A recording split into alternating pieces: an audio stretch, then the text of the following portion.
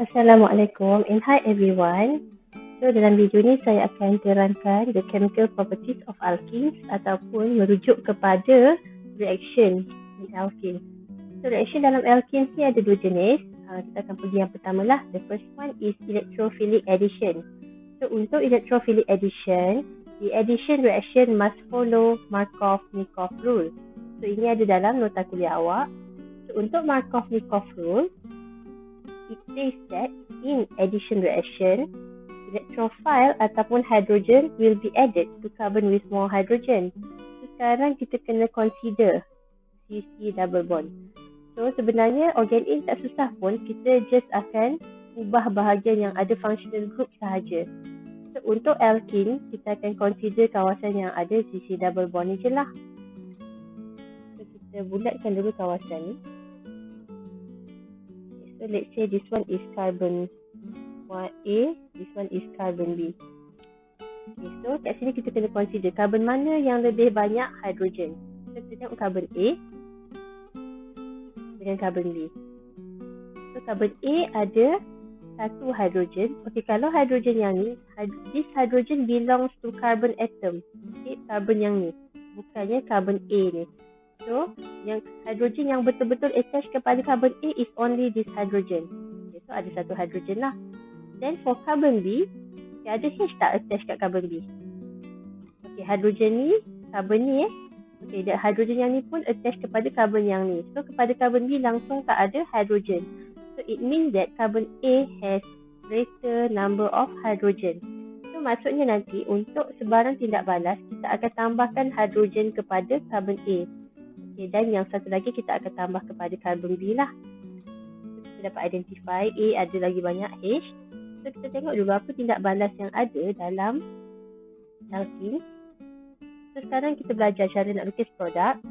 So untuk tindak balas yang H, yang dua ni, yang ni dengan ni, kita akan tambahkan kedua-dua benda yang sama pada carbon A dan B. So kat sini kita tak perlu apply lah Markov-Nikov rule. Kita cuma akan apply Markov-Nikov rule jika kita nak tambahkan dua benda yang berbeza pada carbon A dan juga B. Okey, so kita tengok dulu untuk H2 in the presence of catalyst, kita nak tambahkan H. Okey, pada kedua-dua carbon. So untuk produk dia nanti, so kawasan yang CH3 ni samalah, tak ada perubahan. So kita tulis dia balik. Okey, so yang berubah carbon A dan B sahaja, double bond akan putus jadi single bond. Okay, so H yang ni kekal sama. So pada carbon A kita akan tambahkan H. Okay, sama juga pada carbon B kita akan tambahkan H. So kawasan yang lain kekal sama, tak berubah. Kita salin je balik. So ini untuk yang pertama. Next, we go to the second one. Bromine in the presence of inert solvent. Okay, CH2Cl2 ni inert solvent lah.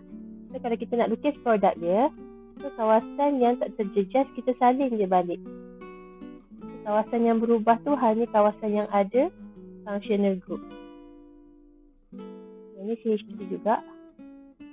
Okay, so untuk Br2 in inert solvent kita nak tambah apa? So sebenarnya untuk yang ni kita akan tambahkan Br pada kedua-dua carbon. Kita masukkanlah Br pada carbon A dan juga carbon B.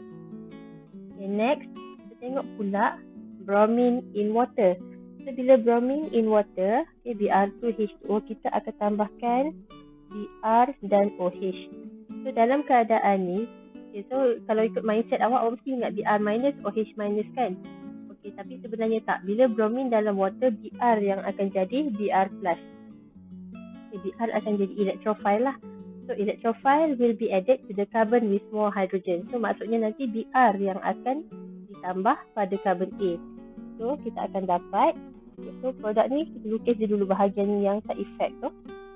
So carbon B pun ada CH3. Okay, so kita akan masukkan Br pada carbon A and OH on carbon B. Okay, so ini untuk bromine in water. Okay, so sama jugalah kalau chlorine in water, sama juga kita akan masukkan Cl pada carbon A dan juga OH pada carbon B. Next kita sambung dengan HBr. So kat sini kita akan masukkan H dan juga Br. Okay, so kalau kita nampak H, memang H lah yang akan masuk pada carbon A.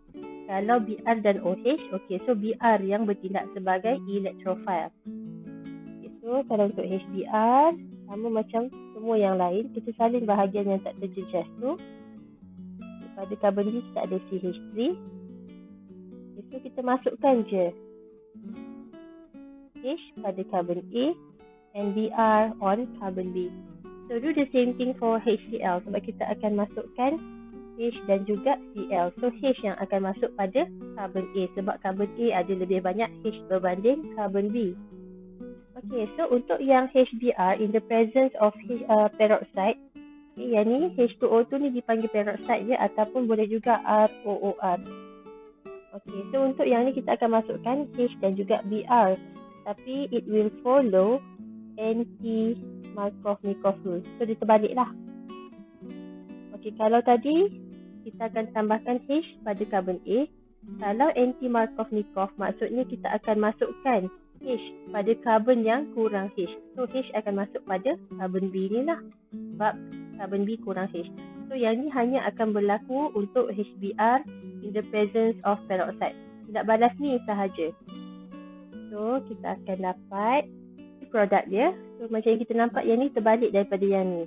So yang sini kita HBr sahaja, tapi yang ni tindak balas ni kita ada HBr in the presence of peroxide. So sebaliknya lah.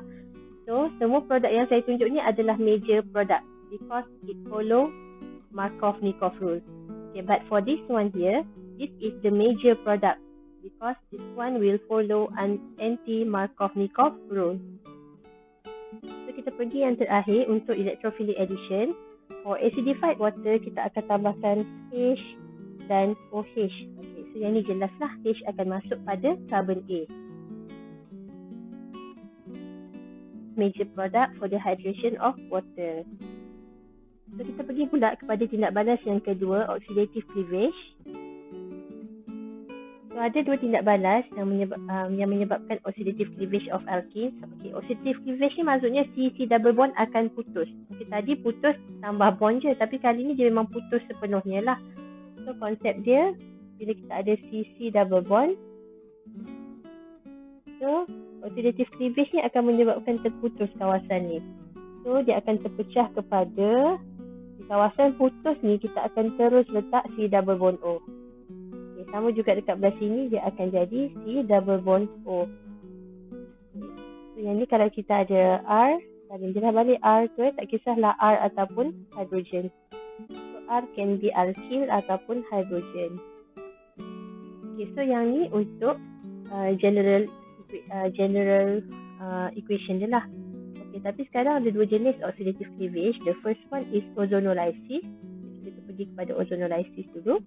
So reagent dia ozon O3 Okay, ada dua step. Okay, ozon, yang kedua zinc H2O. So apa yang berlaku, kawasan ni akan putus lah. Okay, so kita salin balik dua benda ni. Okay, kawasan ni. Okay, kita akan dapat CH3, CH2, CH double bond O. Tempat putusnya C double bond tu kita akan ganti dengan C double bond O. And then this part pun akan jadi kawasan yang berbeza lah. Okay, so kita akan dapat C double bond O, CH, CH3. Okay, mudah kan? Okay, macam mana pula untuk cycloalkene? Okay, kalau cycloalkene sama juga, kita just kena consider kat mana ada double bond. Contoh kita ada cyclohexene. Okay, cyclohexene. Okay, contoh kat sini saya letak CH3 lah. Okay, so using the same reagent, okay, agent ni untuk ozonolysis. So apa yang berlaku, kawasan ni putus. Okay, so ring ni kita salin je balik. Okay, so tempat putus di C double bond tu kita ganti dengan C double bond O lah. So konsep yang sama. Okay, tapi kat carbon ni ada metil kan? Salin je lah balik metil kat sini. Okay, so yang tadi kita dapat dua produk. Okay, tapi kat sini masih satu produk cuma putus. Okay, kenapa? Sebab ada C double bond kat sini je lah. Macam gelang, kita buka je gelang. Gelang tu tak putus pun kan? Okay, tapi kalau contohnya gelang tu kita potong kepada dua bahagian, maka dapatlah dua bahagian gelang. Okay, so analogi je lah. So ini untuk ozonolysis. The second reaction that involves oxidative cleavage of alkenes is oxidation. Ini putus tu tetap sama, tapi lepas tindak balas, kita tengok beza dengan yang kat atas ya. Kawasan ni kita akan dapat CH3, CH2, C double bond O. Sini ada H tadi kan. Kalau guna kaedah oxidation, H2 akan bertukar jadi OH. So dapatlah carboxylic acid, C double bond O, OH. H akan bertukar jadi OH. Itu beza dengan yang kat atas. Kalau yang kat atas tadi, ozonolisis, H ni kekal H. H kekal sebagai H. But for oxidation, H will change into OH. So kita buat pula untuk bahagian ni. So bahagian ni kita akan dapat C double bond O, CH3. So yang ni pun sama, ada H. So H akan tukar jadi OH. So itu untuk contoh yang pertama. Untuk contoh yang kedua, kita guna contoh yang ni.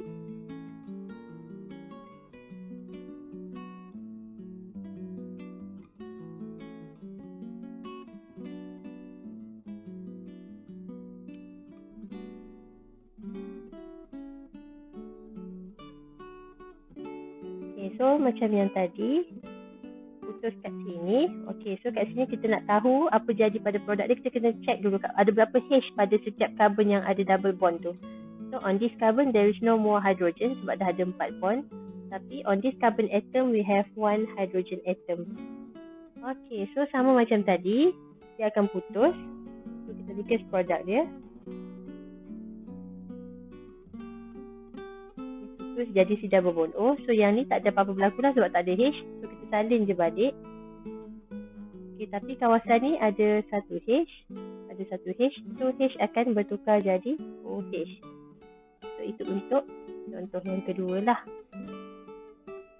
Tapi andai kata C double bond tu berada pada hujung kawasan, hujung chain ya. Contohnya CH3, CH, CH2. So ini contoh yang berbeza. So kita akan putuskan dekat sini untuk oxidation. So using KMnO4H plus heat.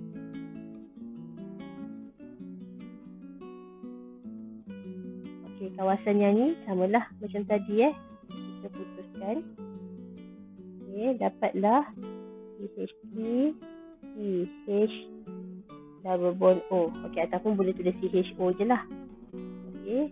Jadi sebenarnya macam ni rupa dia. CH double bond O. So yang bahagian hujung ni pula, yang ni oxidation kan. H akan tukar jadi OH. Yang bahagian hujung ni pula, disebabkan dia ada 2 H, dia akan terus bertukar jadi CO2 plus H2O. Sebab dia ada 2 H. Bila ada 2 H je, maksudnya C double bond tu antara carbon 1 dengan 2, so it will directly converted into CO2 plus H2O.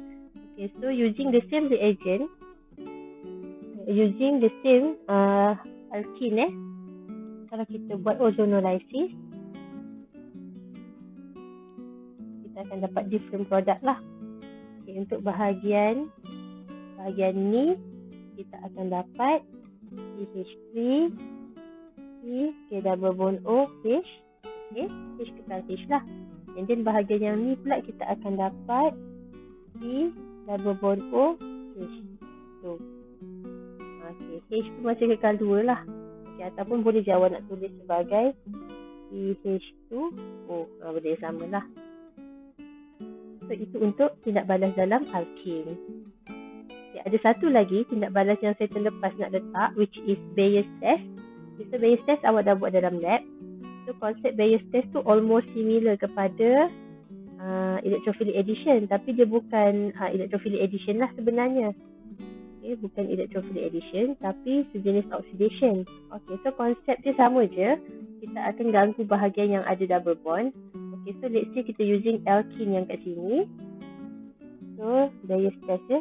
It is a chemical test.